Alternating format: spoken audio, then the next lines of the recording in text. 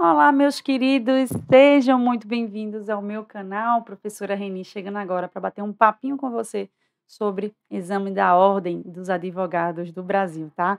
Antes de começarmos a nossa conversa, deixa eu te pedir uma coisa, se inscreve aqui no canal, deixa o teu joinha para mim, deixa um comentário.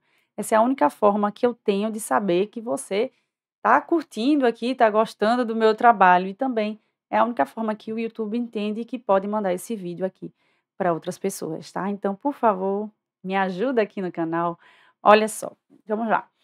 Hoje eu quero conversar especificamente com pessoas que já se formaram há muito tempo em direito, já são bacharéis, mas nunca tiraram a sua carteirinha do exame de ordem.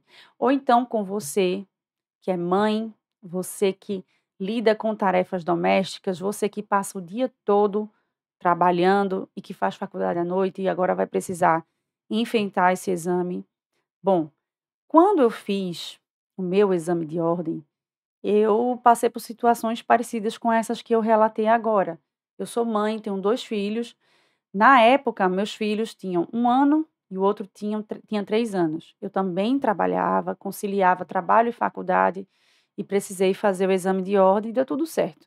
Passei na primeira alternativa, na minha primeira tentativa, eu já consegui sucesso e eu posso ajudar vocês a entenderem melhor o que que eu fiz diferente, o que é que eu poderia passar para vocês que é necessário para que vocês superem essa etapa na vida de vocês e a OAB vocês vão ver que depois que vocês passarem, vai ser uma coisa muito simples. Antes, né, de você conseguir isso, parece uma coisa de outro mundo, mas depois vocês vão ver que é somente uma prova que é tranquila, que vai dar tudo certo, desde que você tenha consciência dessa missão que está lhe sendo dada, tá certo? Primeira coisa que eu queria falar para vocês, vamos começar entendendo como é o processo do exame de ordem. São 2 fases, tá? A primeira fase, você vai enfrentar 80 questões objetivas, né? Questões de marcar. Você vai ter aí as alternativas de A a D e você tem que acertar 40 pontos no mínimo para evoluir, para passar para a segunda fase, tá? Essa primeira fase, ela tem uma característica muito peculiar, né? São questões muito grandes, questões densas, questões com muito texto, alternativas grandes, né? E também pode cair qualquer tema relacionado às 20 matérias que são cobradas dentro da primeira fase do exame de ordem, tá? Veja, é uma prova que eu costumo dizer que ela é feita para desestabilizar o candidato e deixá-lo cansado. Então, se você tiver em mente que você está indo enfrentar uma prova na qual o objetivo dela é te fazer desistir pelo cansaço, você já sai na frente, tá certo? Porque é isso que vai acontecer. Além de estar preparado, sabendo o que pode cair na sua prova, ou seja, depois que você estudou os pontos principais, você tem que entender, você tem que estar com o seu psicológico bem trabalhado, e que você vai ficar bem cansado, tá? E que você vai ter que se sustentar até o final da prova, entendeu? Vai fazer as 80 questões, não vai desanimar e vai tentar chegar até o fim e vai fazer esses 40 pontos, vai fazer muito mais que 40 pontos, tá? Eu pego muito nessa questão psicológica porque eu percebo que ela afeta muito as pessoas que já tiveram alguma reprovação. Quando a pessoa reprova uma vez, na primeira fase da OAB, é como se inicia-se um trauma na vida da pessoa. Eu acho que não é por aí. Quando isso acontece, você tem que revisar a estratégia que você usou na primeira fase e tentar corrigir os seus erros. E você vai ver que fazendo isso, não tem erro, você vai conseguir passar, tá certo?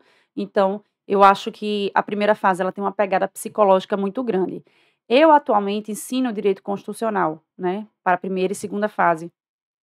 E eu digo uma coisa para vocês. Nós, professores, a gente sabe o que cai na prova. Nós podemos conduzir, né, corretamente. Podemos ajudar você. Porque não é tudo de direito constitucional que é interessante. A FGV tem seus pontos principais, né?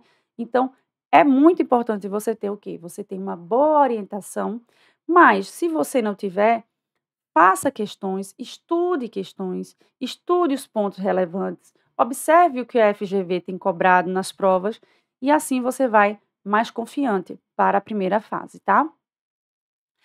Depois que você passa pela primeira fase, você vai se submeter à segunda fase, tá?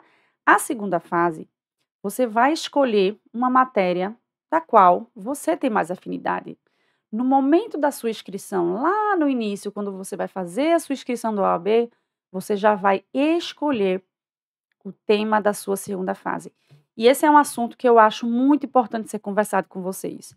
Existe muita conversa sobre matérias que são fáceis de aprovar na segunda fase e matérias que são difíceis de aprovar na segunda fase. O pessoal fala muito, tributário é tranquilo, direito do trabalho é tranquilo. Olha só, eu sou contra isso, tá? Eu acho que segunda fase tem que ser uma matéria na qual você tem afinidade, porque você vai passar um tempo somente estudando aquilo. Você vai fazer uma peça processual sobre aquilo e você vai responder 4 questões abertas sobre aquele tema. Então, estudar algo que não tem nada a ver com você, algo que você não gosta, é torturante. Procure uma matéria para a segunda fase na qual você tenha afinidade, independentemente do que o povo está dizendo, que passa ou não passa. Pense que é você que está se submetendo a esse exame de ordem, tá certo? É você, não é os outros. E você não é todo mundo, assim como dizia a sua mamãe, tá certo? Você vai pagar aí o valor, né, para 2025, tá 320 a inscrição, né? Então, cada inscrição aí, né, é uma lapadinha financeira, né? Mas o bom é que você vai ter 2 chances de fazer a segunda fase. Então, como é que funciona? Você faz a primeira fase, se você passar, você vai ter a primeira tentativa de fazer a segunda fase.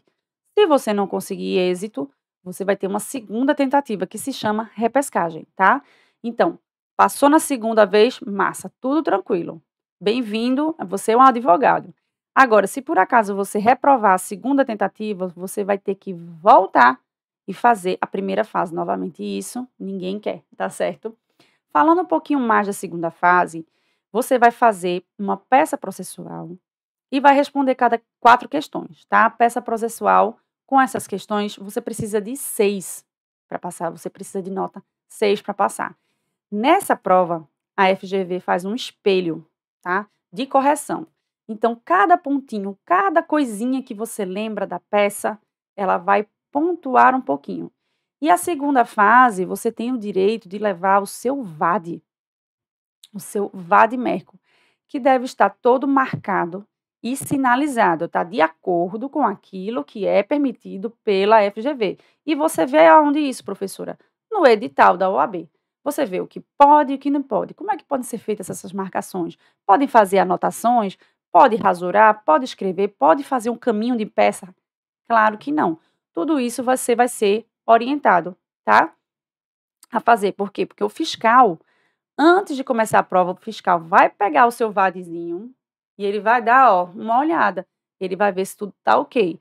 Então, você pode, inclusive, perder o direito a usar o seu vade-mecum. Se você escrever besteira lá, fazer mais do que pode, vão lacrar o teu VAD e não vão deixar você usar na prova. Mas isso não vai acontecer, tá certo? Isso não vai acontecer. Você vai levar o seu vade-mecum marcadinho e bonitinho. E eu digo uma coisa, quando você marca, desculpa. Quando você marca bem e quando você conhece bem o conteúdo do seu vade-mecum, é muito bom. Por quê? Pode vir uma questão na segunda fase que você não sabe a resposta de cabeça, só que você sabe procurar essa resposta. Você vai lembrar, isso está em tal parte, e você não vai perder tempo. Então, você vai lá procurar, vai anotar e vai pontuar, tá certo? Não necessariamente tudo tem que estar na sua cabeça, não. Mas você tem um instrumento lá, que é o seu VAD. E esse VAD é o que vai te ajudar nessa segunda fase. Então, gente, basicamente, primeira e segunda fase é isso, tá certo? Eu sempre converso com os meus alunos porque eu acho que essa questão do psicológico é muito importante. Você que tem filho, como tudo isso que eu falei lá no início, você tem filho que faz a faculdade à noite, que trabalha o dia, você tem que ter uma gestão muito boa do seu tempo e começar a estudar antes, de forma que você consiga a sua aprovação.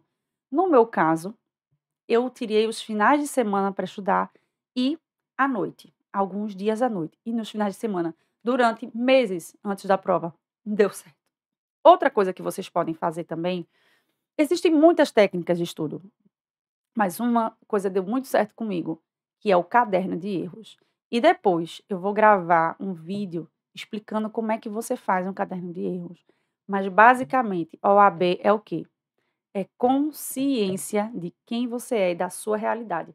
Não tente copiar o seu coleguinha, não tente estudar o que seu coleguinha tá fazendo, tá certo?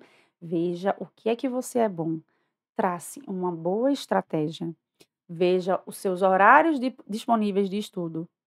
E cara, não vai ter erro, tá certo? Você vai passar nessa OAB, tá bom?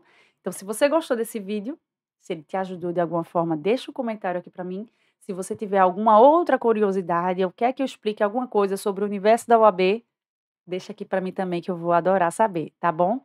Um beijo, fiquem com Deus e até o próximo vídeo.